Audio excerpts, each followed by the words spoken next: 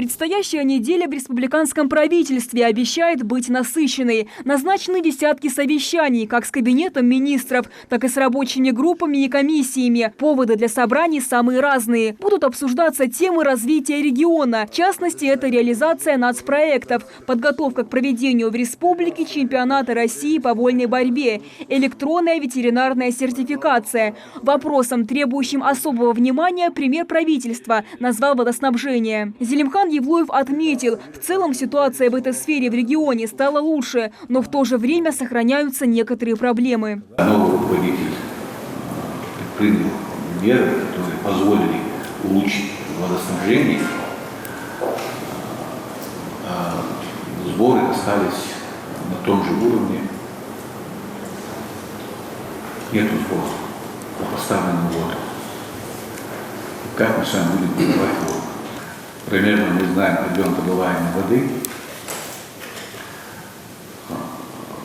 Нет предложений по снижению себестоимости воды. Как снизить расходы? Председатель правительства особо подчеркнул, что в некоторых городах республики до сих пор не выбран способ управления жилищно-коммунальным хозяйством многоквартирных домов. Это могут быть как ТСЖ, так и управляющие компании. Премьер потребовал скорейшего решения этого вопроса. Другая важная тема – хадж. Первый вылет в Саудовскую Аравию запланирован на 30 июля. О готовности к отправке паломников отчитался исполняющий обязанности министра национальной политики. У нас есть, которые от нас улетают, и жители Кабардино-Балкарии, Карачаево-Черкесии, которые хотят улететь с нашего аэропорта.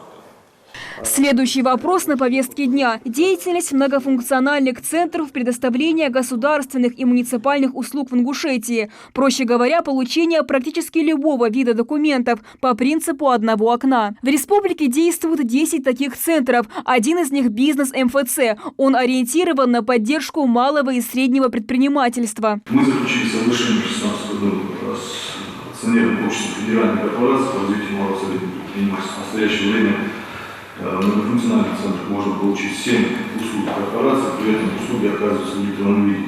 Наиболее популярной услугой является услуга регистрации на портале «Бизнес-навигатор». В последнее время портал становится все более популярным среди предпринимателей, использующих данный интернет-сервис. В период с января 2018 года по июнь 2019 года оказано 214 услуг федеральной корпорации. В общем, за все время сотрудничества было оказано порядка 330 услуг. О своей работе отчиталось и руководство природного заповедника Эрзи. Комплекс сотрудничает с различными специалистами и учеными из Санкт-Петербурга и других городов России. Во время последних научных работ на территории музея были обнаружены сотни видов редких растений, в том числе 200 видов лишайных растений, 22 из которых новые для России. А недавно на территории заповедника были обнаружены следы переднеазиатского леопарда, или, как его называют в народе, кавказский барс. Это редкий представитель кошачьих. В мире их насчитывается около 1000 особей. Данная информация нами направлена в Министерство ресурсов России. Они по своему графику работы в августе месяце будут рассматривать вопрос включения республики Ингушетия в федеральную целевую программу по репродукции леопарда. Касаемо охраны комплекса, докладчик сообщил, что патрулирование территории осложняется тем, что заповедник расположен в горной местности. В результате охранной деятельности за период первого полугодия 2019 года было составлено 18 протоколов за нарушение заповедного режима. Зелимхан Евлоев подчеркнул необходимость бережного отношения к флоре и фауне республики. Также он поручил проработать данный вопрос и в ближайшее время представить предложение. Амина Бокова, Адам Далаков, Новости 24.